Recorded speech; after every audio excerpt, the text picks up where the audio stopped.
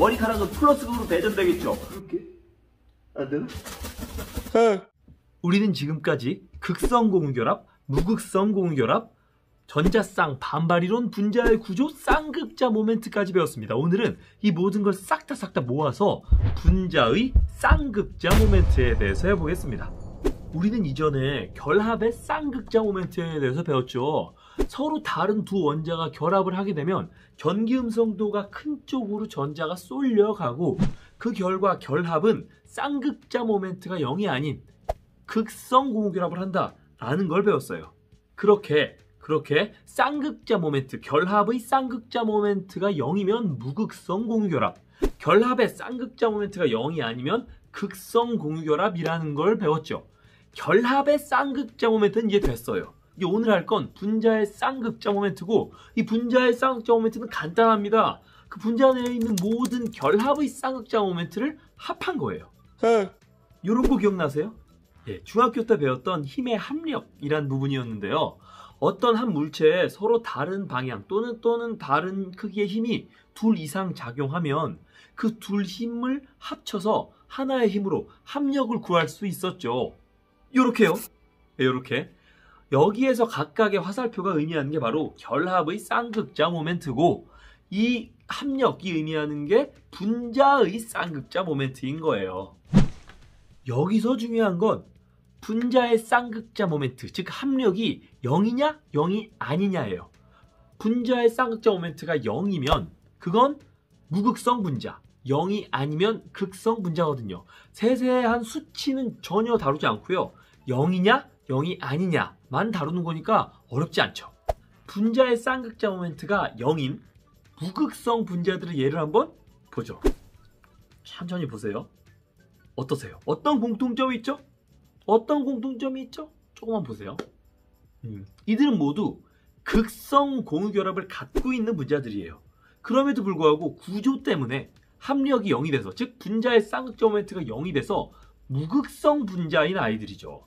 이렇게 여기서 중요한 건 이렇게 극성 공유결합을 갖고 있더라도 구조에 따라 무극성 분자일 수가 있다라는 개념을 이해하는 게 중요해요. 그래서 계속 이야기했던 극성 공유결합, 무극성 공유결합과 극성 분자, 무극성 분자를 다르게 서로 다른 것이라는 걸 이해하고 있어야 되는 거, 이게 제일 중요한 거라는 거죠. 다음은 극성 분자들입니다. 극성 공유결합을 가지고 있고 구조 때문에 분자의 쌍극자 모멘트가 0이 아닌 분자들이죠. 이런 애들이요. 이런 애들은 쌍극자 모멘트가 0이 아닌 극성 분자들입니다. 좀 아시겠어요? 이 분자가 극성 분자인지 무극성 분자인지 알기 위해선 먼저 분자의 구조를 제대로 그리고, 그리고 각각 결합의 쌍극자 모멘트를 화살표로 이렇게 표현하고, 이 각 화살표를 합쳤을 때, 합력을 구했을 때 분자 전체의 쌍극자 모멘트가 0이냐 0이 아니냐를 확인하면 그 물질이 무극성 분자냐 극성 분자냐라는 걸 알 수 있게 된다는 거죠. 이번엔 극성 분자와 무극성 분자의 성질에 대해서 알아봅시다. 극성 분자와 무극성 분자를 전기장 안에 두면 이렇게 됩니다.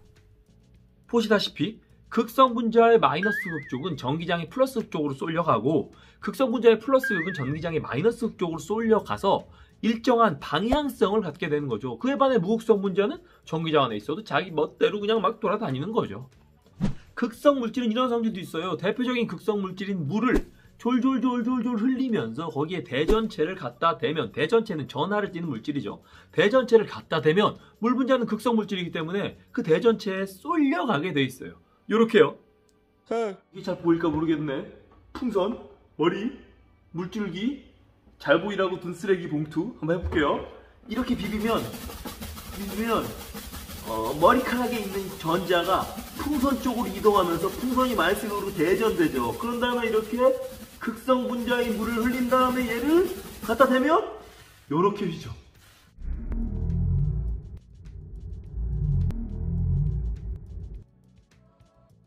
요렇게 휘죠. 이렇게 휘는 게 잘 보일까? 이렇게 많이 휜다고요. 쑥 이렇게 많이 휘죠. 아시겠죠? 근데 풍선만 대전되냐? 아니죠. 머리카락에 있는 전자가 풍선으로 갔으니까 풍선은 마이너스 극으로 대전되고 머리카락은 플러스 극으로 대전되겠죠. 그럼 머리를 대도 얘가 끌려오겠죠. 어떻게 끌려오냐면 요렇게 안 되나? 안 되나? 머리 감았나? 아, 이게 되는데? 이게 되는 건데?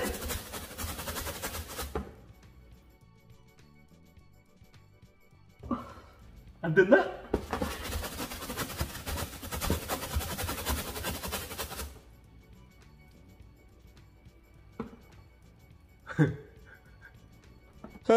이 경우는 마이너스로 대전된 풍선에 물 분자의 플러스, 부분자나 플러스 극을 띠는 수소 부분이 이렇게 수소 부분이 이렇게 딸려가기 때문이죠.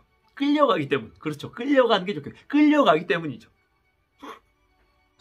다음으로 극성 용매는 극성 물질을 잘 녹이고 무극성 용매는 무극성 물질을 잘 녹여요. 대표적인 극성 물질인 암모니아 같은 경우는 대표적인 극성 용매인 물에는 아주 잘 녹지만 대표적인 무극성 용매인 기름에는 잘 녹지 않죠.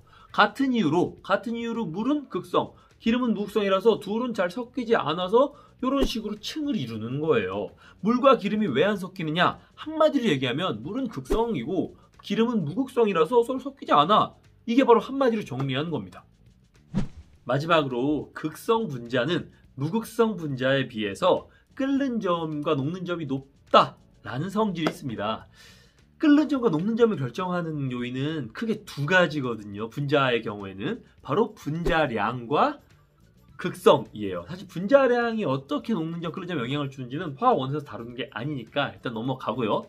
그렇기 때문에 분자량이 비슷한 물질들 중에서 극성인 물질과 무극성인 물질의 녹는 점, 끓는 점을 비교해보면 극성이 물질의 녹는 점, 끓는 점에 어떤 영향을 주는지 알 수 있죠. 그래서 우리는 이 표를 봐야 돼요. 어떠세요? 차이가 꽤 크죠? 왜 이런 차이가 나타날까요? 녹는 점, 끓는 점이라는 건 결국 분자 사이의 인력을 끊는 거예요. 무극성 분자의 경우 전하를 띠지 않기 때문에 무극성 분자간이 분자끼리 서로 끌어당기는 힘이 거의 존재하지 않겠죠. 그러니까 서로 세게 안 잡아당기니까 끊기가 쉽고 쉽게 녹고 쉽게 끓는 거예요. 그런데 극성 분자의 경우는 서로 정전기적 인력으로 끌어당기고 있으니까 이게 서로 끌어당기니까 끊기가 어렵죠. 쉽게 끊을 수가 없어서 끊으려면 더 많은 에너지를 줘야 돼서 녹는 점, 끓는 점이 높아지는 거예요. 아시겠죠? 오늘은 여기까지입니다. 안녕.